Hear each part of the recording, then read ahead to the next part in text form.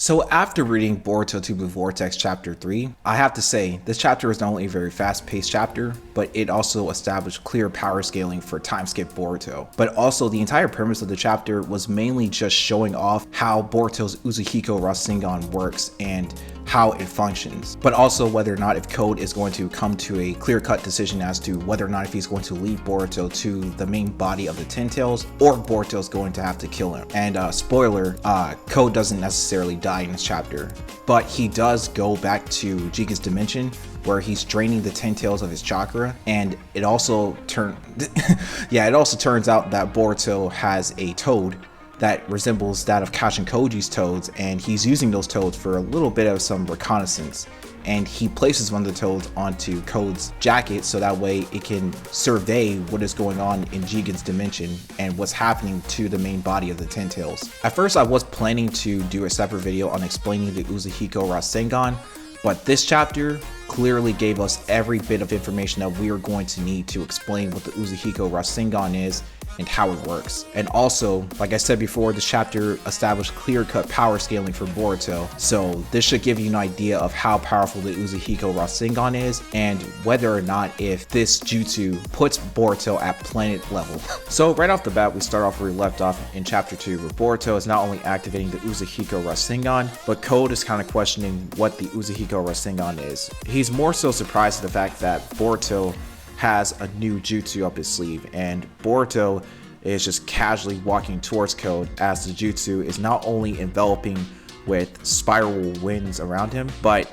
Boruto is looking so cold right now. I'm not even joking with you. Boruto, it looks like he really just wants to kill Code and just be done with it. So then in this next panel, we see that Code is trying to deduce whether or not if the jutsu that Boruto has activated is the Vanishing Rasengan that he's good at. But then he says no, it's different, that it's an invisible technique that can attack from a distance. He says it's useless if it's not an ambush. It's strange for him to just approach brazenly. So then as Boruto is approaching Code has already set up claw marks around the battlefield, and Code prepares to launch an attack. So he comes out from one of the claw marks from right behind Boruto, and then as he goes in for a swing right from Boruto's blind side, Boruto then dodges with little to no effort while not even paying attention to where Code is. We see that in the next page, Boruto has turned around and is actually trying to form a Rasengan in his hands, and Code becomes weary of this. Then Code grabs Boruto's wrist as Boruto is trying to thrust the Rasengan, or what it looks like to be a Rasengan, towards Code, and once Code grabs him, Code tries to go in for a slice, but then Boruto, as he's being held at gunpoint by Code, he ends up grabbing his katana and then blocks Code's attack. And then Code says, "You seem to have a lot of confidence in that technique. Too bad. It's futile if it doesn't hit." But then we see in the next page, Boruto says, "I told you, it's easy to kill you. In fact, it's half done." And then Code is like, "What?" So then the Rasengan Uzuhiko, the winds from it starts to spiral around Code's wrist, and then it starts to envelop his body. So then we see on the next page that the winds from the Uzuhiko Rasengan starts to spiral around Code's body, and Code is trying to figure out what is this wind clinging onto his body. And he's like, what the hell is this, Boruto? And then Boruto issues this final warning to Code that if he does not lead him towards where the Ten Tails is, then he will die here in Konoha. But then Code kind of just scoffs at this, saying, "Don't make me laugh, Boruto." He says, "Try it, if you can." So then Code lunges at Boruto, and then his attack failed because it ends up missing Boruto. So in these next couple of pages, we see that Code is trying to attack Boruto, but he fails at every single one of those attacks because for some odd reason he can't seem to land a hit on him. And we then get some very interesting bit of information about what is really going on. Code deduces that his movements are way beyond simple dodging, nor is it genjutsu or shadow clone jutsu. And so we see that in each and every one of these panels as Code is attacking Boruto, he isn't even moving. So what is really going on? So after all attempts on attacking Boruto has failed, Boruto then stands menacingly over Code with the Uzuhiko Rasengan still activated. So then Boruto thrusts his hand into Code's abdomen. So in these next couple of pages, we see that not only has Boruto finally activated the Rasengan Uzuhiko, but he then launches Code several feet into the air and Code is able to catch his footing. So after Code tanks the Uzuhiko Rasengan attack, though he is showing visible signs of damage, the next page we see that not only is Ada observing the battle with her Senrigan activated, but she comments saying, "Huh, it's over. It's a simpler technique than I thought. How is it different from any ordinary Rasengan?" What really shocked me while reading this chapter is Damon's insight as to what's happening while Boruto is using the attack. He says, "This shaking of the ground, is this it, Boruto? Nah, rather than the ground, it's the planet. This is a move using the planet's rotation." Ada is puzzled at the fact that the Rasengan Uzuhiko is using the planet's rotation, and Damon says, "I see. Interesting." So in these next couple of panels, we see that Boruto is surprised that Code is able to tank the attack. So getting back to the fight between Boruto and Code, we start to see the after effects of what happens when you get hit with the Uzuhiko or Rasengan, because Code is seeing a lot of rotation and spiraling around him as he's staring directly at Boruto. Code is so weary from the attack that he doesn't even know what's happening towards him. Then he starts to fall onto the ground as Boruto is approaching him. He then asks Boruto, what did he do to him? Boruto then replies, "Savor it well. Think of this as a strike back from the planet you tried to destroy. Planet, you say. The chakra of the planet, a Rasengan that absorbed its rotation.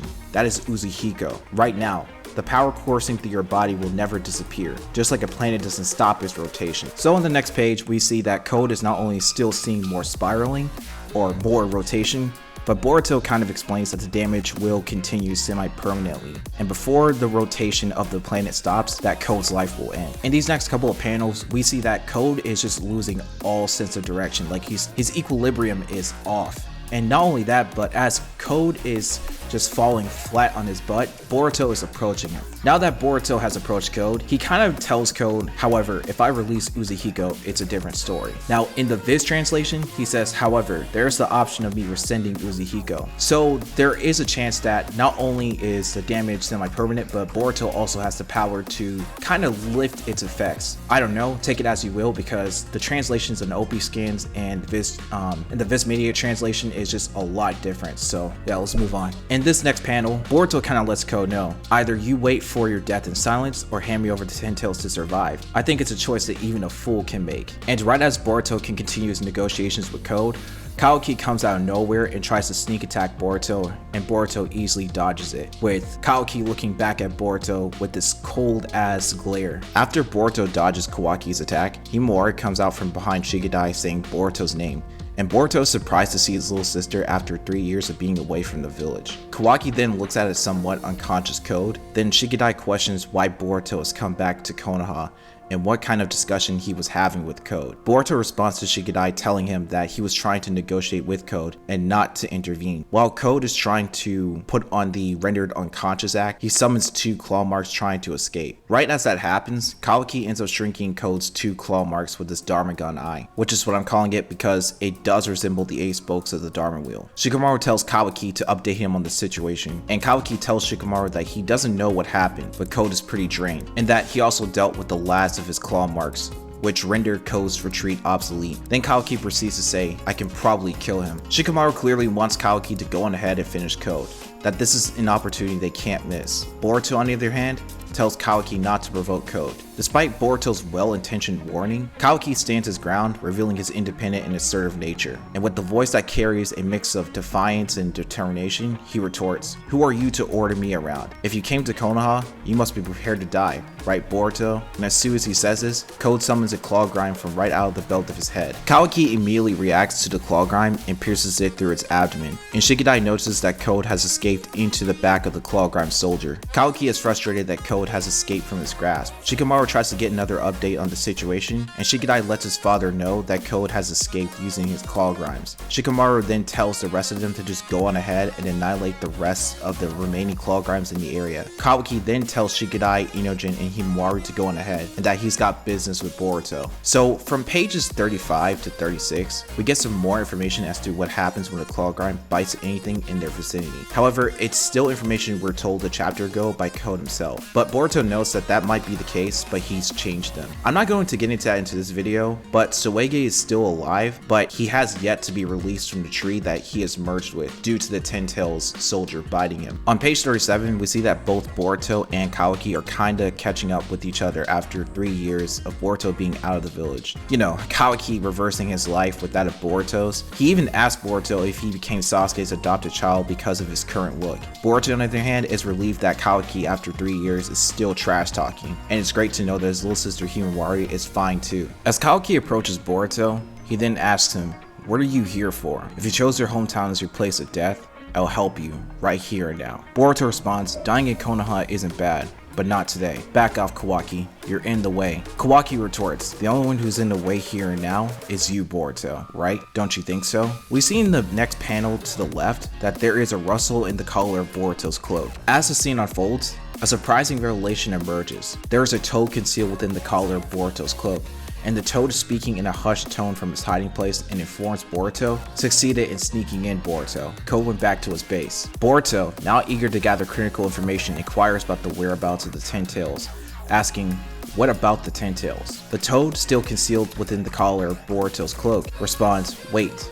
Not yet." This cryptic response adds an air of mystery and anticipation to the situation. The narrative then shifts to a weakened and weary Code, who finds himself in Jiga's dimension, making his way towards the cage where he had confined the Ten Tails. The tension rises as the story unfolds. Code, gravely injured after his encounter with Boruto, painstakingly makes his way towards the Ten Tails location. He curses, "Damn it, Boruto, that bastard." His hands clutch his chest as he struggles to speak, his voice reflecting the intensity of his wound. Simultaneously, we observe that Bug has been merged with the tree, likely due to the Clawgarn soldiers. The circumstances surrounding this predicament remain unclear, whether it resulted from a test involving the Clawgarn soldiers or an altercation between Code and Bug, leading to the Clawgarns fighting. As Code finally reaches the cage housing the Ten Tails, a toad perches on the left side of his hips, concealed within his cloak. The toad silently surveys the distressing state of the Ten Tails, which appears significantly weakened. As previously revealed, Code has employed his claw marks to fragment the Ten Tails into smaller entities, represented by the Clawgarn soldiers.